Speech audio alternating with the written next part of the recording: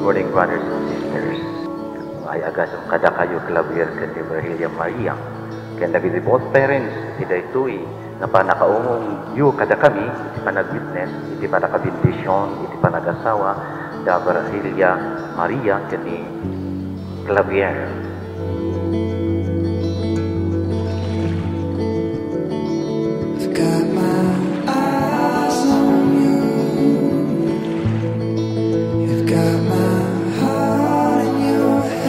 Virgilia Maria, do you take Clavier here present for your lawful husband according to the right of our Holy Mother, the Church? Do you give yourself to him as his wife? Yes, I do. Do you give yourself to, do you accept him as your lawful husband? Yes, I do. Clavier, do you take Virgilia Maria here present for your lawful wife according to the right of our Holy Mother, the Church? Yes, I do. Do you give yourself to her as her husband? Yes, I do. Do you accept her as your lawful wife? Yes, I do.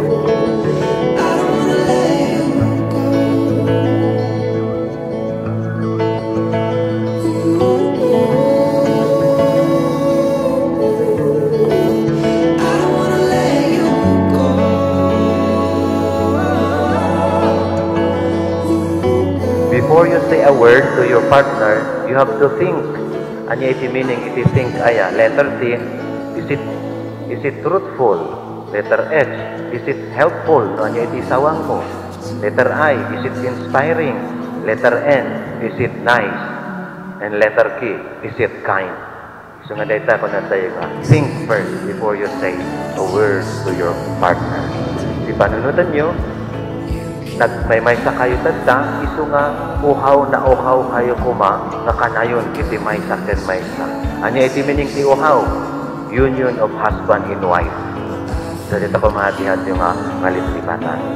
Di kararat kumat kada kayo, anyo mat nga liplipatan, iti kaada ni Apo Diyos, iti sentro, iti panagbiag yung akas pay sa apemilya, ag kararat kayo kuma akas pay sa apamilya. Kuna tayo nga ron nga a family that prays together, stays together. You've got my love and dedication and my affection's yours.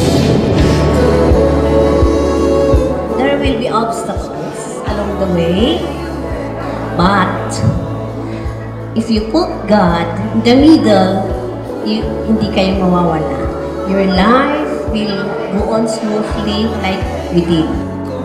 Marriage life is not always a bad process. Nagatidog nga pagnaanday ta. Ado ti nalawang adalan, ada ti lubak, ken ada ti nalipit adalan. Stop madalya sa tiureta, iinggana tong palbiag, ken masapol at dalya sa atin pag na inyureta.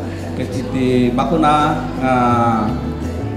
nasawaan talagang maiwasan madalya sa tiureta.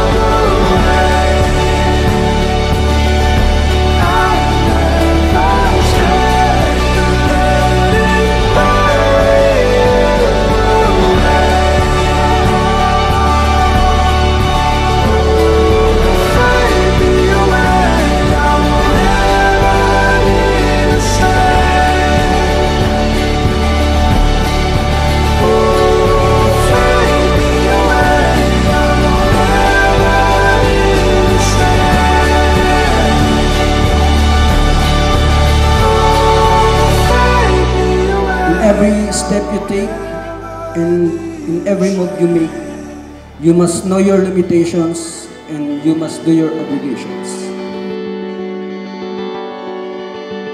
Ay magkaroon kayo ng open communication. Maging tapat sa isa't isa Kasi sabi nga, pagsasabi ng tapat, pagsasama ng maluwag.